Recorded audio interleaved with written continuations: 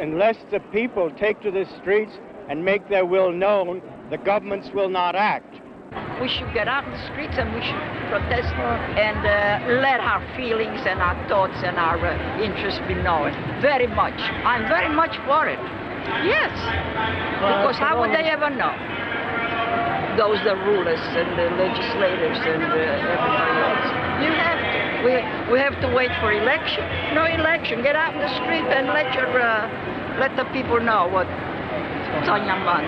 I'm here because my conscience won't let me be anywhere else. I feel I have to put my body where my conscience is, and this is the only way I see that I can do it, peacefully.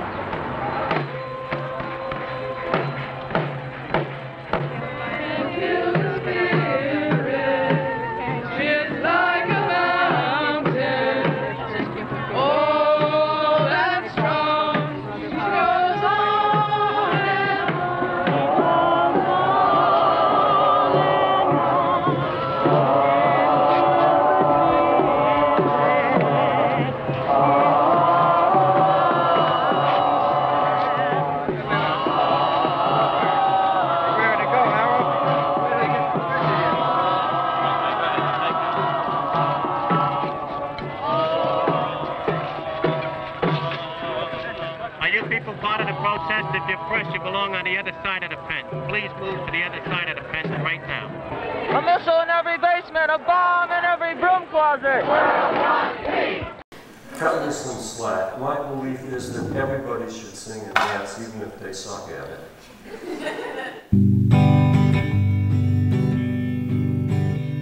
Come gather round, people, wherever you roam, and admit that the waters around you have grown, and admit that soon you'll be drenched to the bone.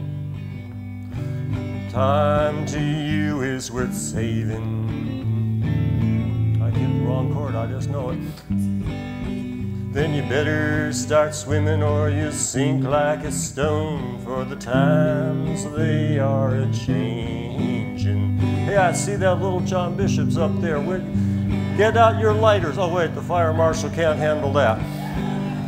Come mothers and fathers throughout the land, and don't criticize what you can't understand.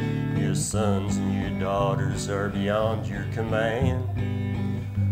Your old road is rapidly aging.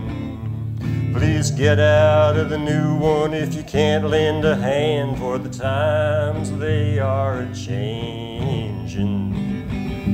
I think you are so kind. So kind. Thank you. Everyone who's been in my class knows that we frequently begin with the line from Pinky and the Brain. What are we going to do today, class? And everyone answers, the same thing we do every day, John, try to take over the world. It's the least we can do, someone has to do it.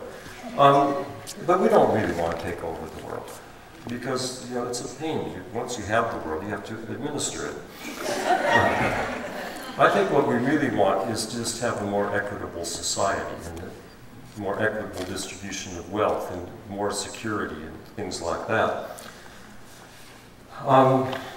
But that was an anthem. The times they were changing was an anthem when I was in college. We assumed that there was going to be profound change in the country. There had been profound change, and it was continuing with the civil rights movement and the women's movement and the emergence of environmental awareness.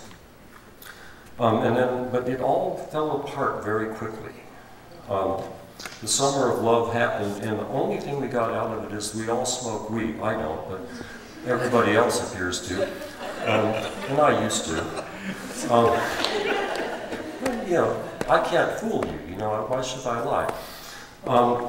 But basically, now it's okay to smoke weed, and men can wear funny clothes and have long hair.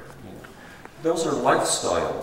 It was all ended up, the accomplishments of what I thought was leading to revolution ended up being lifestyle changes. And unfortunately, a real revolution, you might want to cut the tape because it's quite politically incorrect to say this or anything, but the real revolution that happened was the neocon revolution. It was something that had been 30 years in the making. It was, I don't want to cast aspersions or anything, but it's just like the way the Nazis took over Germany. They had a shadow government that was ready to step in. They prepared the way. They had, it was a massive movement. And they've significantly changed the world we're living in, and significantly changed the world that I thought was going to happen. And we really thought that for righteous reasons, there would be a revolution in America. In retrospect, it's an absurd thought. But it was on people's minds. Now, I want to tell you a story, just a little. It's one of the more painful moments in my life when I was in first grade in a Catholic school. And suddenly, one day, 3 little black kids arrived at the school. It's totally unannounced. This was in the 50s. And on the school bus, no one talked to them. They sat like little mice, like that, on the back seat of the school bus. And there was even one of the good fathers. He was actually one of the Dak Irish, which means he had black eyebrows and dark hair. We have a very narrow range in Ireland of what we make our distinctions within. And nobody talked to these kids. They were terrified. And I was 6 years old. I didn't talk to them either, and I feel bad to this day. But I didn't have the moves. I am actually very shy. This is all an act. And the priest who's sitting in the bus in the front, he didn't tell one of the popular kids to say hello. He didn't introduce them. They were just out there.